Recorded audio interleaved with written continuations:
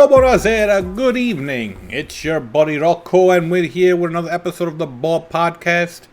I thank you with all my heart for joining me for these 25 minutes of nonsense that I do every week. I hope you're doing well. I hope you're enjoying the festivities of nonsense that's going on all over the world. I hope that you haven't deleted too many people on social media because of the nonsense that they post constantly. So, what's there to talk about? I've been going through my Netflix, watching, I call it a spiral, whatever, because listen, when I dedicate myself to a show, I'm all in, bro. I am all in. And that's how I was for Grey's Anatomy. Well, listen, guys, Grey's Anatomy has 18 seasons, and I had not watched one. So I was all in, binge watching this stuff. And I had just finished, last week. I'm so caught up that I'm up to, the new episode that comes out tomorrow, which is Friday.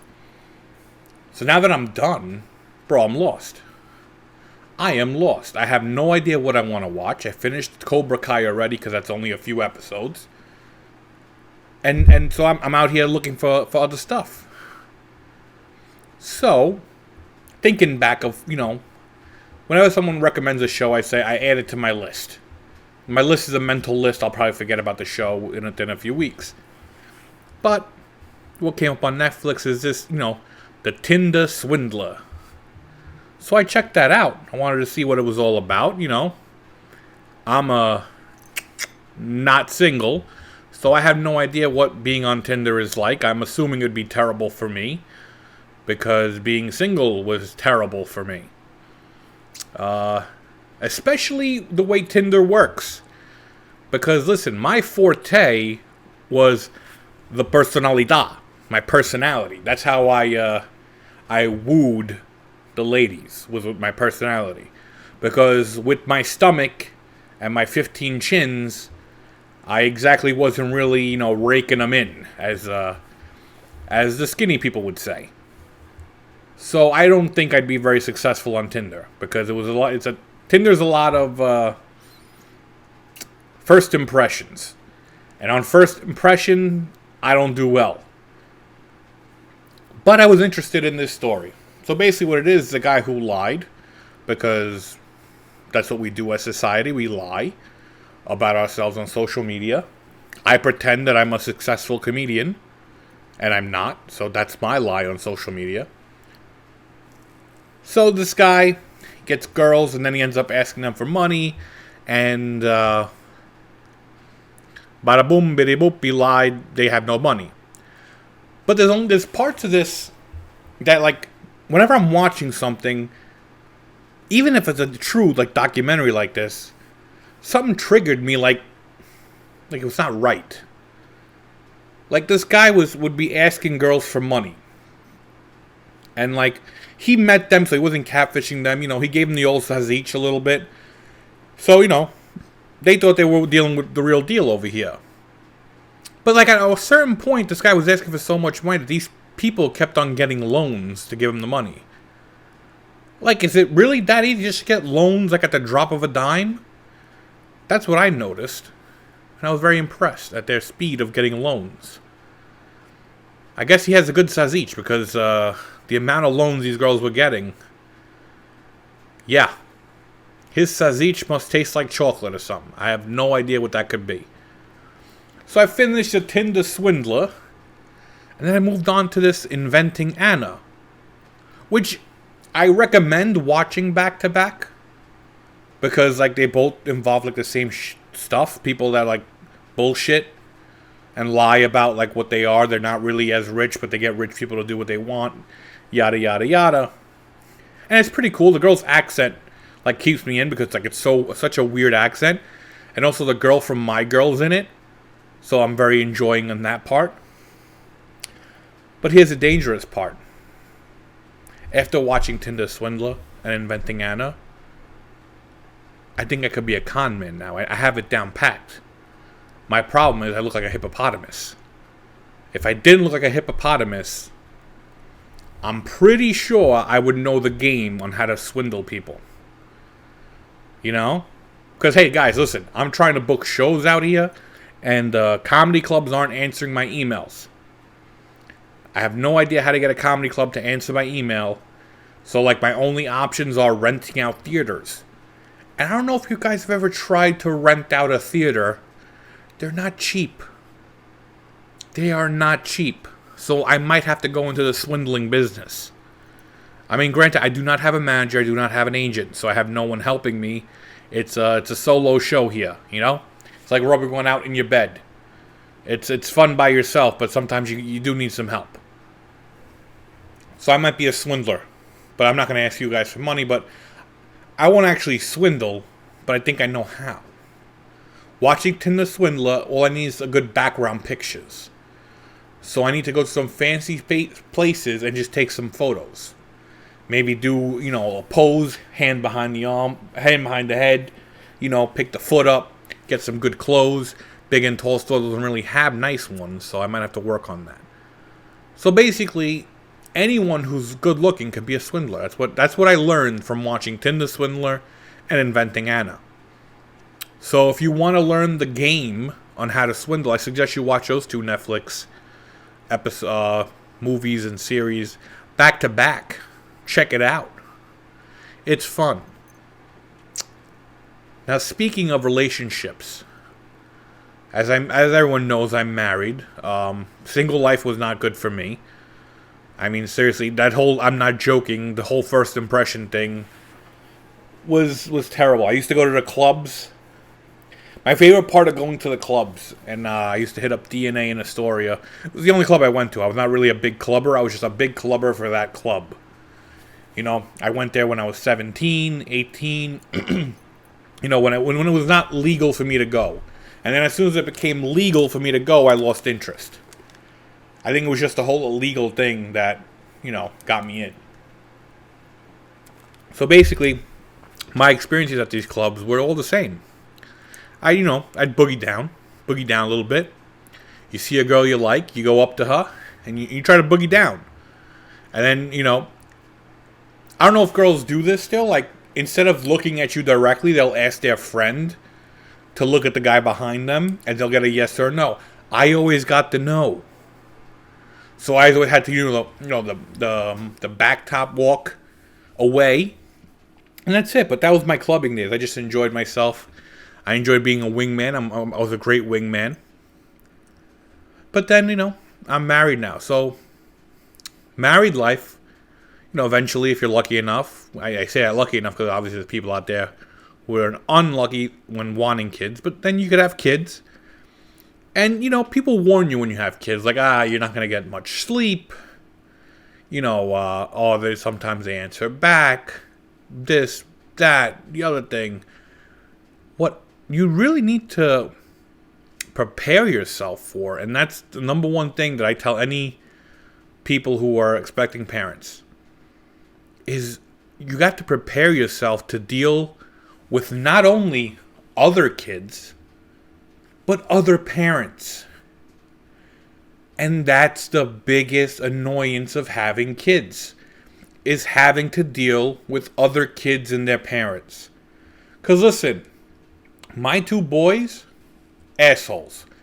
I admit that. They are assholes. But they're my assholes. So I have a level of patience for them that is beyond a patience I have for anyone else. Other kids? And when I say other kids, I have more patience for kids of people I know than strangers' kids. So when I say other kids, I'm talking about strangers' kids. I have no patience for strangers' kids. Zero. Zilch. Nothing. I hate other kids with a passion. Because they are annoying. Because they are assholes and I can't stand them. And when you have your own kids, you're gonna go places where you are around other kids. And you cannot do anything to these kids. You can't say, hey, shithead, you're annoying. Get lost. Can't say that. People get offended. Trust me, I've tried. I've wanted to fight kids before. Because that's how annoying they are. And their parents. And not talking about parents that I get along with or things that I've met. Because you do meet nice parents. Parents that you will become friends with. And usually these people, you find out that you guys raise your kids along the same wavelength, basically. And that's why you get along. But sometimes you find parents that you would love nothing more than to Sparta kick them into a ditch. Because they are annoying. They're just weird. And this is a test, guys. This is a test my wife came up with. And I found that it works. That it's pretty reasonable. Here's if you want to know if someone's like weird or not. In a sense, like if they're normal family or if they're like maybe have a tinge of weirdness to them. Tell them that you're going to have McDonald's for dinner. And how they react will tell you everything that you want to know about what kind of people they are. Because normal people will have McDonald's. Listen, McDonald's is really no one's favorite. But if you're in a bind, if you want to eat really quickly, and you won't mind getting McDonald's. That's usually my go-to test of a person. But if they give you the, I don't know, we don't really like to eat McDonald's too much, they're weird. Do me a favor. And this is what happened the other day. We were at one of my son's friend's birthday party. It was at a rock climbing place, which is very interesting because I didn't know these places exist. This is not a very Brooklyn place. If you wanted to climb something in Brooklyn, you climb the fence. Up here, they have designated places where they put stuff in walls so you could climb. And this place, it looked like downtown Brooklyn, upstate. And by downtown Brooklyn, I mean the yuppies. A lot of people with ginger hair, light skin, freckles, people who talk about portfolios a lot, and wear sandals. This is what this place consisted of. And it shocked me because I normally don't see these people, around up here. Not that it's a problem, but it shocked me. I didn't know that we had that many yuppies up here. So we were up there, and then I'm sitting there, as my son is playing with his friends up there, and there's a family behind me, and I hear them talking. And they're talking about getting like a snack, something small, a meal, on the way home. So the father asked the wife, "So what are you feeling? Are you feeling some Indian or some Vietnamese? I'm not sure." I'm like, in what normal family are those the options? How is pizza not one of those options? And the wife responds, "I'm not sure. I think, bleh. I don't know the kid's name. Let's pretend that it's a boring name that I just said. But I don't forget the name. Bleh, his stomach was a little off, so I'm not sure if he'll really eat the Indian, or I'm not sure." And then the husband goes, "Well, we could get Indian. You could get a tick of vindaloo or something like what, I don't know, but it hurt my head." Whatever they were talking about hurt my head. Because that is not normal to me.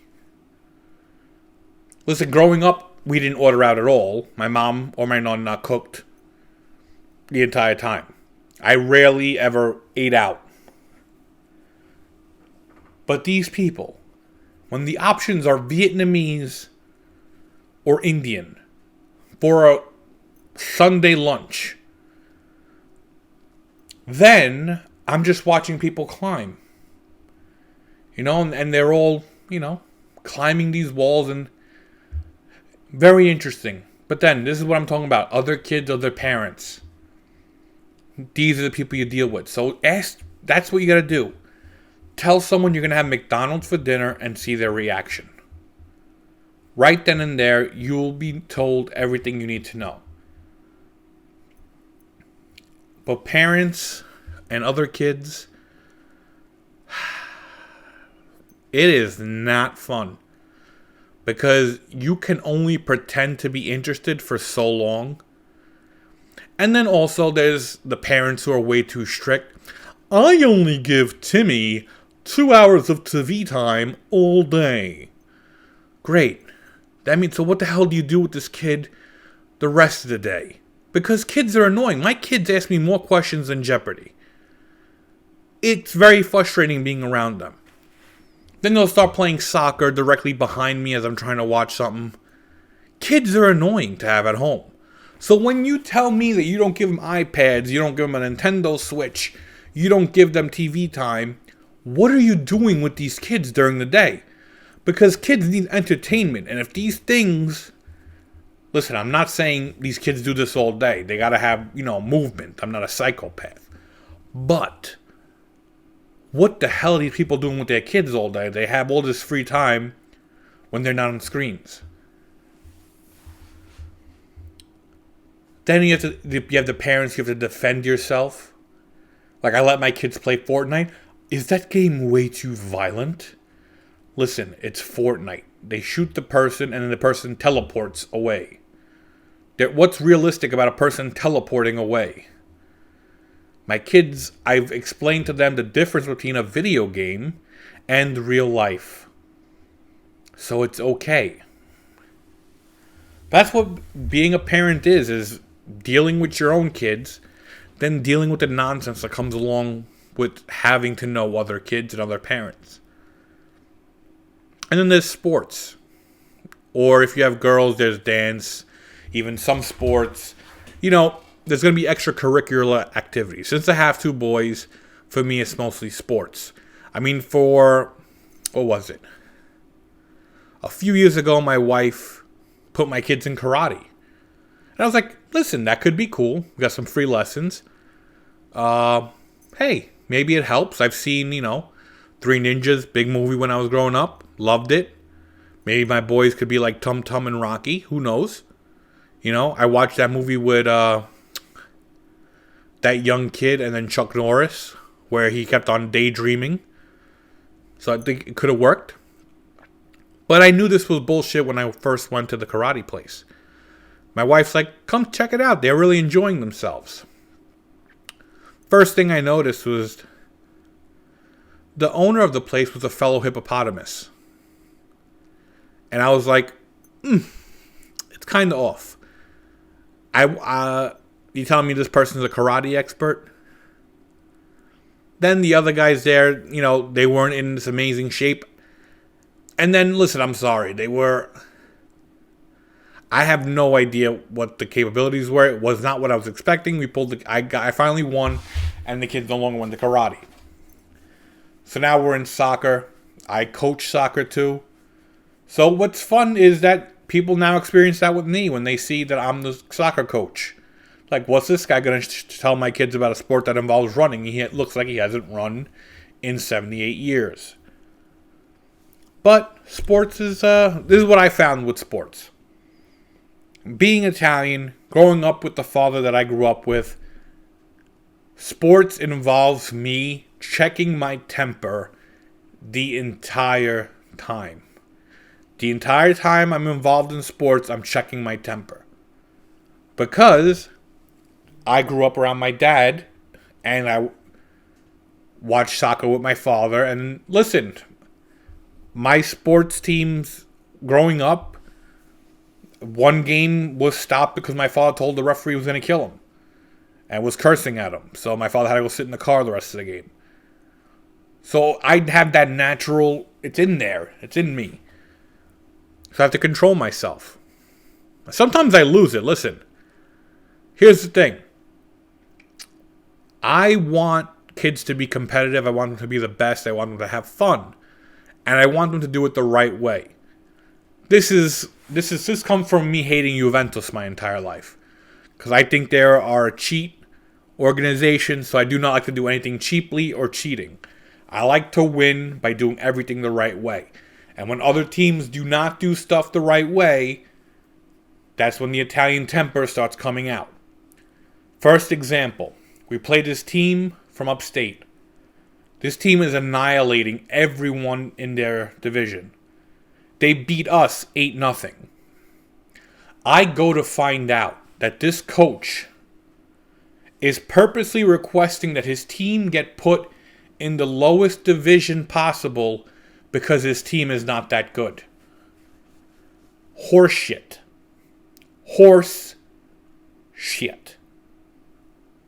This guy just wanted to win and be able to tell people that they won these tournaments. If I tell you it took me everything not to go across the field and spike the guy's head into the ground, my wife was telling me to leave. I was like, I can't leave, I have to coach. But I wanted to hurt this guy just because I'm trying to get a team together to do the right thing, to play strong, play hard. You're trying just to win cheaply. Second time something's happened along these lines. My team had really beat another team badly the first time we met. We beat them, I think it was like 6-1 or something like that. So on the final game of the season, I noticed while they were warming up, they had kids who were getting the ball into the net from outside the 18-yard box. And when we first played this team, they barely could put their foot to the ball. I was like, wow, this team really improved. Either that, or we got some ringers in this group. So I look at the roster, and I notice that there's 3 kids borrowed. They're having 3 borrowed players on the team. And I asked the referee, I said, who are the new kids? You can't do this in the middle of a season. The referee laughs at me. That was like, someone just struck the match. That's what happened there. When he laughed at me, someone struck a match. So I said, listen, I don't think it's against the rules to have better players on your team like that just for a thing. And then he told me, well, that happens all the time. Now we're putting the match and we're putting it on the fuse. We're lighting the fuse. This team ends up beating my team 5-1. Because one kid who was borrowed scored 5 goals.